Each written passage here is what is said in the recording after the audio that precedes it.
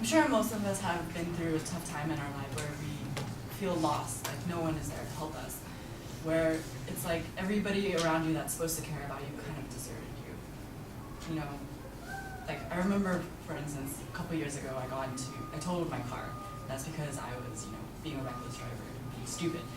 But the quote I chose to talk about today was, "Never look down on anybody unless you're helping them up." And after my experiences with, my parents kind of saying, no, you have to fix this on your own, and I felt so alone, like no one else could help me, that I had to fix it on my own. I never wanted anybody else to feel like that. And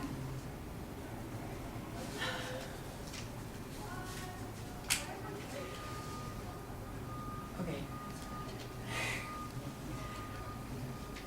A couple months ago, I had a new trainee come into my workplace, and I would see him around the store quite often, and he never seemed to like pay for himself, or he was never at home. He was always at the store. And again, I work at a tea shop, so it's a common place where people come to hang out. And one day I was on my break and he came outside to talk to them, and it was really odd because I've never talked to him before, and he was like asking me, how was school, and he introduced himself, and he was very sweet. And then later on, I found out when he applied for the job that his parents cut him off completely, and they refused to pay for his school, his car, or anything. He was basically on his own, and he's just 18 years old, and this was his first job. For the first couple of months, he only had $10 in his bank account, and he didn't have any food.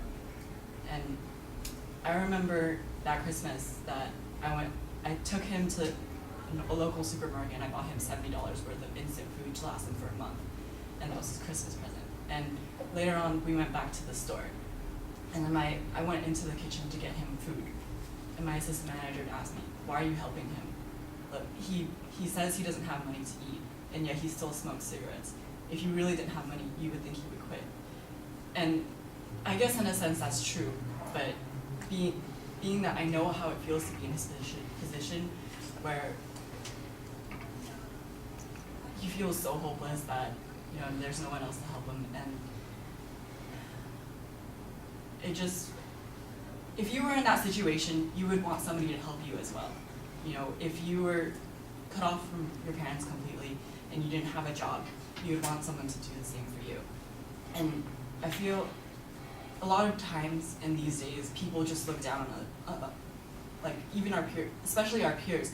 We look down on other people that aren't at our level, and we seem to have the same expectations for ourselves as we do for everybody else, and we expect everybody else to meet those. And if they don't, we slander them.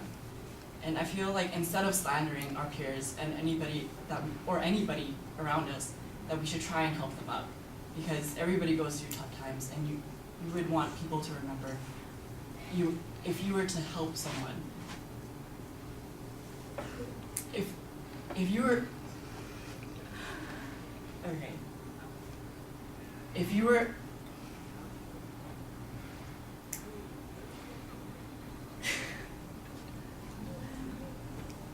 bottom line is, conclusion, that if you were in their situation, you wouldn't like to hear other people slandering you for the mistakes that you have made, but you have learned from, and you would want someone to help you up off of your feet and to put you back on that track to getting back to a normal, stable life.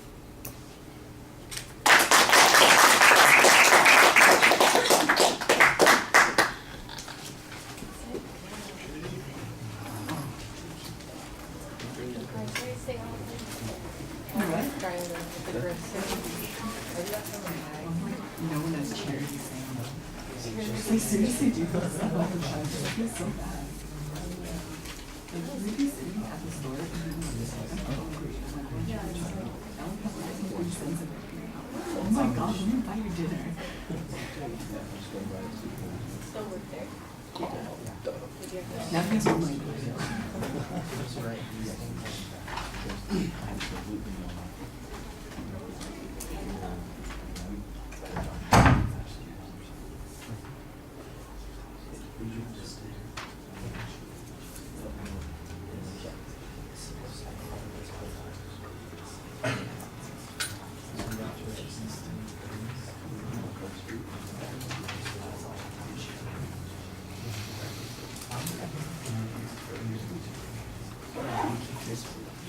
Right, Samantha, I thought that you had a pretty good visualization at the beginning, but it felt like it was much better when you were talking about the personal experience rather than the general experience. It makes a little bit more sense.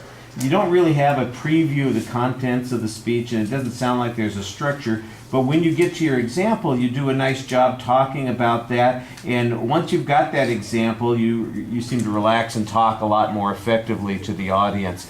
When you get stuck a couple of times, though, it's pretty obvious because that's your tell on anxiety. You kind of suck in your breath, you kind of look off in the distance, and then we get that little bit of a pause. Usually you recover pretty quickly, but sometimes it is, like I said, a little bit of a giveaway there that you got stuck. I did think, for instance, at the end of the speech that you did exactly the right thing. You know what?